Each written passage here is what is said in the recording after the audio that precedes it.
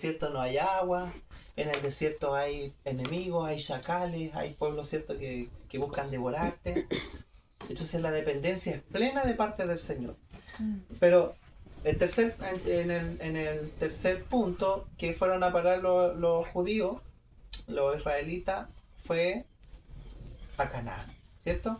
Esa era su última parada. O sea, la meta de Dios no era solamente que fueran libres del mundo, de Egipto, y estuvieran solamente allí en el desierto por 40 años, sino que Él quería introducirlos a una tierra en donde fluiría leche y miel, dice la Biblia. Amén. Y todos los frutos que producía esta tierra era pero espectacularmente maravillosa. Era una tierra de arroyos, de agua, de fruta. La tierra era espectacular para sembrar, para comer, para producir. Todo era bueno ahí. Pero sabe que esa tierra era solamente una tipología de la persona del Señor Jesús. Entonces en el Evangelio de Dios, miren, Dios hace una descripción a través del apóstol Pablo, que este Evangelio que habla Romano, que nosotros somos llamados a ser de Jesucristo, Amén. nos explica a Dios cómo nosotros somos llamados desde el mundo, pasamos por un proceso desértico, en donde hay confusión, en donde queremos volver atrás, en donde pensamos, pero en el mundo estábamos mejor, porque ¿sabe qué? Cuando el pueblo de Israel estaba en el desierto por 40 años, ellos le reclamaban a Moisés. Eran 2,5 millones de personas que salieron y estaban en el desierto. Y no había agua, no había pan, no había carne, no había siembra, no había nada. Y ellos reclamaban, ¿por qué nos trajiste aquí, Dios? Nos trajiste para morir aquí en este desierto. ¿Y cuánta gente, hermano, hoy día, cuando es llamada del mundo y comienza Dios a meterlo en experiencias para que ellos se den cuenta que puedan depender de Él solamente, empiezan a renegar en contra de Él? Es lo Mejor primero. estaba como estaba antes, para venir a tener problemas acá, ¿cierto? Sí. Porque aflora este tema de que estamos en una dicotomía cuando Dios nos llama. Sigo pensando en cómo volver, porque ¿sabe qué hacían ellos? Estaban en el desierto y decían, nos acordamos de los puerros, nos acordamos de los asados, de la carne, de los ajos, nos acordamos de todo lo que comíamos en Egipto. Pero ¿sabe qué? Los tipos no se acordaban de cuánto sufrían ahí. No se acordaban de que eran esclavos de Satanás y que cosían ladrillos todo el día, toda la noche, que el tipo le aumentó las horas. Y los tipos no tenían vida de familia, no podían estar con sus hijos, no podían disfrutar de ellos porque eran esclavos del enemigo. De eso no se acordaban, pero sí se acordaban de las fiestas, sí se acordaban de la pachanga, ¿cierto? Y eso es lo que pasa hoy día, por eso que la gente, miren hermano, cuando Dios nos llama en este evangelio precioso a ser de la persona del Señor Jesús, no es llegar y entrar al tiro en Cristo porque o sea, entramos al tiro en Cristo, es verdad, pero es un proceso de dependencia de Dios en el cual tenemos que nosotros pasar por esta situación de duda, por esta situación de incertidumbre. ¿Estaría bien lo que decidí? ¿Estaría bien que haya decidido por Dios?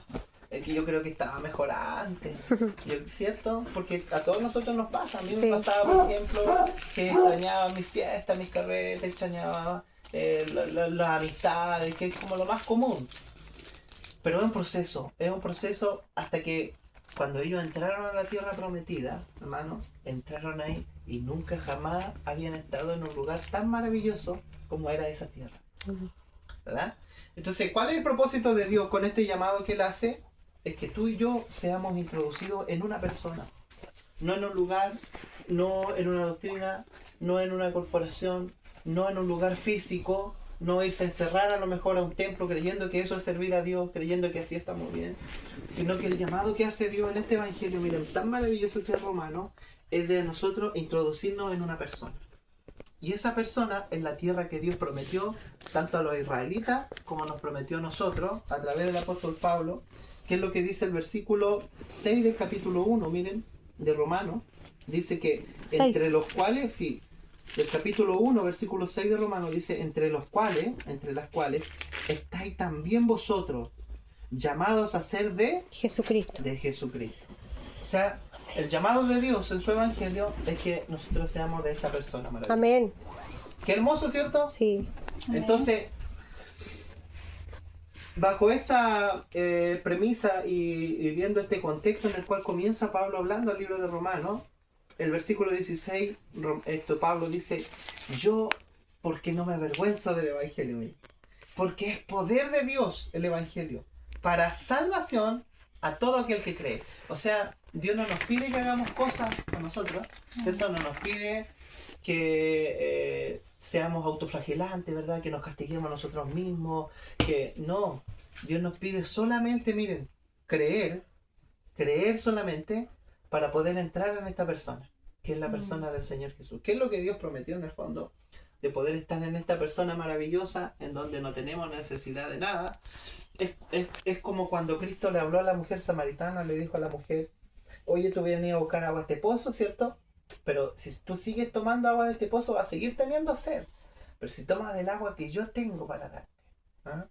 Si tomas del agua que yo tengo, no vas a tener sed nunca más. O sea, eso te va a saciar interiormente. Amén. Y esta mujer iba a buscar agua del pozo de Jacob, que Jacob era el máximo referente de los samaritanos, pero que era el tipo que representaba todas las tradiciones de los hombres y la religión en las cuales ellos buscaban aferrarse, porque todo ser humano necesita creer y aferrarse a algo.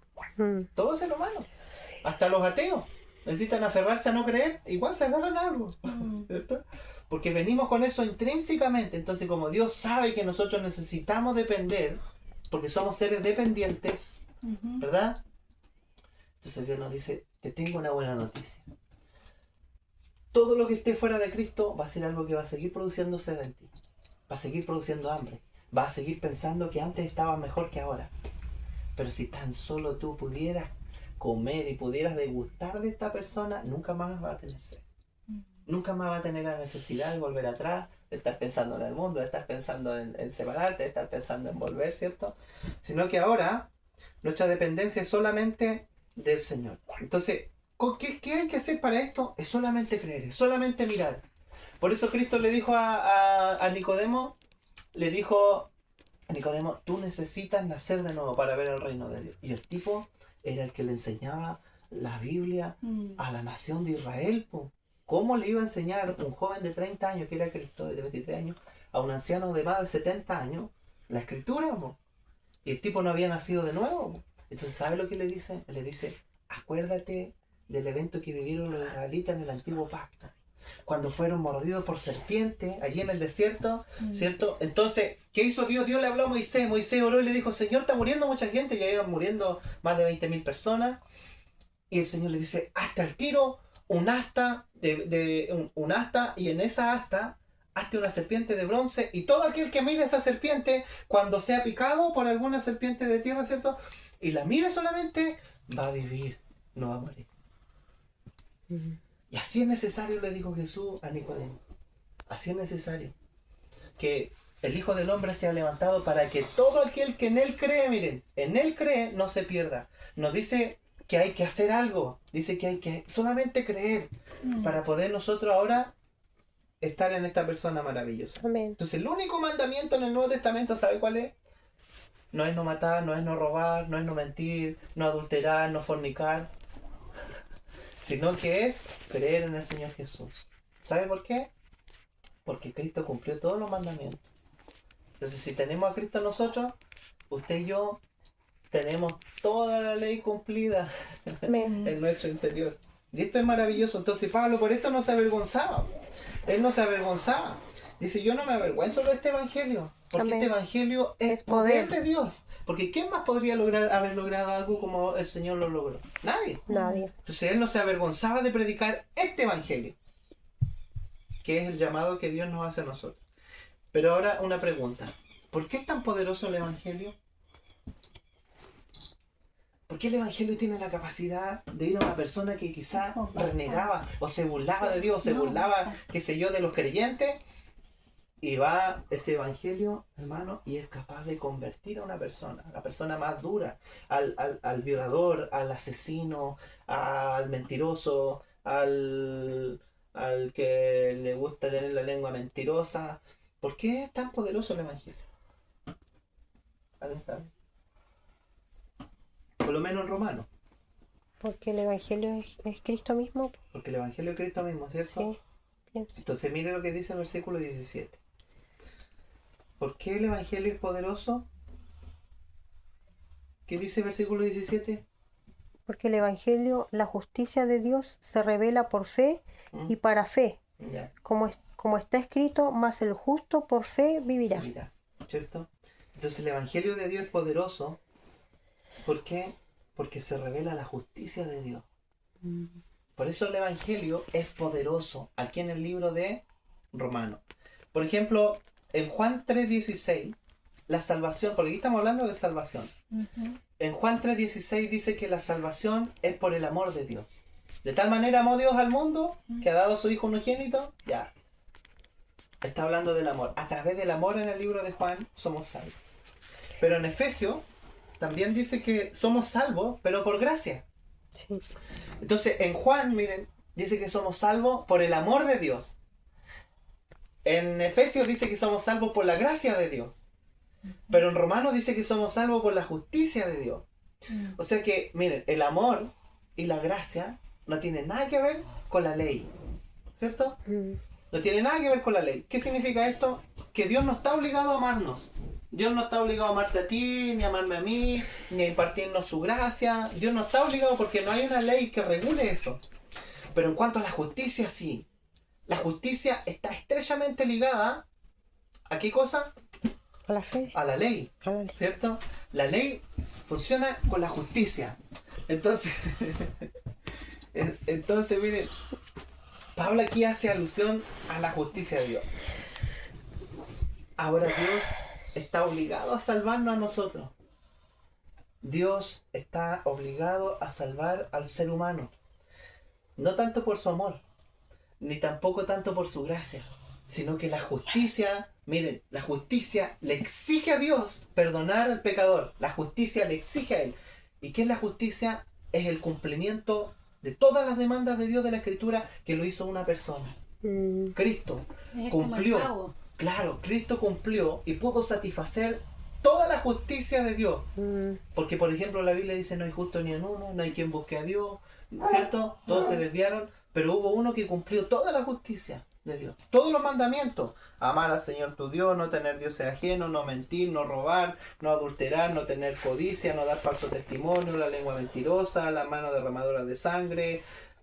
Todos los mandamientos que podamos encontrar en la Escritura fueron cumplidos por una persona. Entonces, esta persona, que es Cristo, al cumplir todas las demandas de Dios, entonces pudo satisfacer la necesidad, y en este caso, pudo traer, ¿cómo se puede decir? Pudo traer la satisfacción de Dios en cuanto a sus demandas.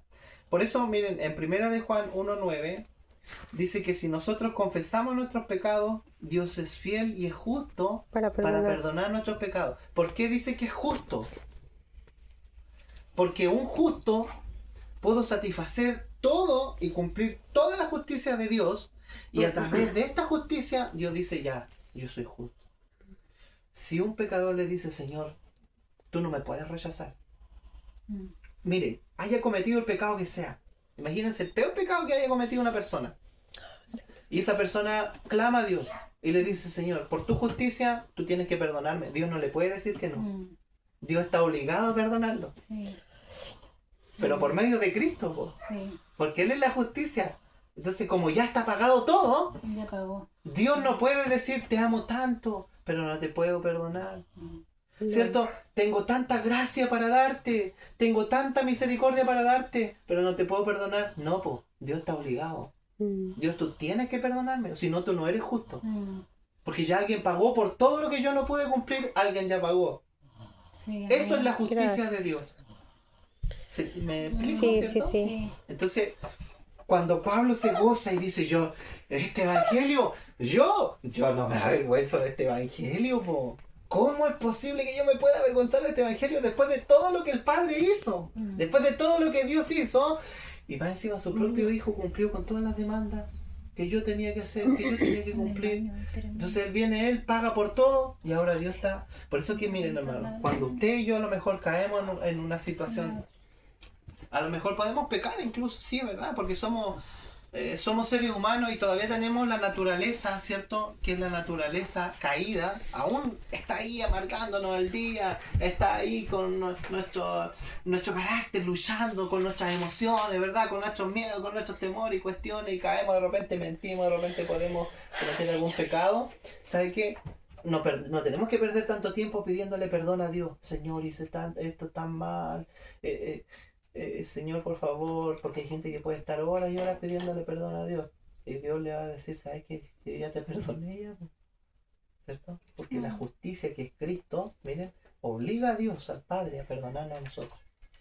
Esto es una cuestión que nos vuela la cabeza a nosotros, porque nosotros queremos a veces reivindicarnos con Dios y ser mejores para Él a través de nuestra conducta, de cuánto oramos, de cuánto mejor leemos la Biblia, de cuánto mejor somos, cuánto mejores personas somos. Y no se trata de nosotros, se trata de su justicia. Sí. Entonces, este evangelio revela a una persona. ¿Qué es la justicia? La justicia es Cristo. Amén. Cristo es la justicia de Dios. Y en esta justicia, tú y yo somos perdonados. Es por eso que Dios nos quiere introducir en esta persona, que es la justicia. Por eso si usted se cae, por eso la Biblia dice, 7 veces se cae el justo y se vuelve a levantar. ¿Por qué? Porque Dios nos colocó a nosotros, miren, en una tierra prometida, que es Cristo. Y Cristo, como es la justicia, como es la satisfacción del Padre, Dios está obligado a perdonarnos. Sí. Es tremendo. Entonces usted cae, peca, y usted dice, pero estoy en Cristo. Sí. Tampoco es abusar de la gracia, porque es algo natural que, no sé, a veces sintamos incluso ni siquiera ganas de estar con el Señor, decir, ¿sabes qué? El día no oro nada, o no voy a la reunión, o no tengo ganas de hacer nada, ¿cierto? Es normal que nos pase eso. Pero ¿sabe qué? Que el Señor logró poder introducirnos en esta persona, y una vez que estamos en la tierra prometida, nunca más nosotros vamos a salir de ahí. Entonces, Dios, miren, es tan sabio, tiene una sabiduría tan que va desde la eternidad pasada hasta la eternidad futura, y Él proveyó y se preocupó de cada detalle. Sí. De cada detalle se preocupó. Por eso perdonó nuestros pecados pasados, presentes y futuros, porque estamos en la persona que satisfizo el corazón del Padre eternamente y para siempre. Usted cae, dice, Señor, por la sangre de Cristo soy limpio de todos mis pecados, de toda mi maldad. Listo. Sí. ¿Te da la venia al Padre? Te doy la venia. ¿Por qué? Porque lo hacemos a través de Cristo, que es la justicia de Dios. Entonces Pablo no se avergonzaba de este evangelio, y nosotros, ¿por qué nos vamos a avergonzar? Este evangelio del libro de Romanos, hermano, revela la justicia de Dios. Por eso es poderoso.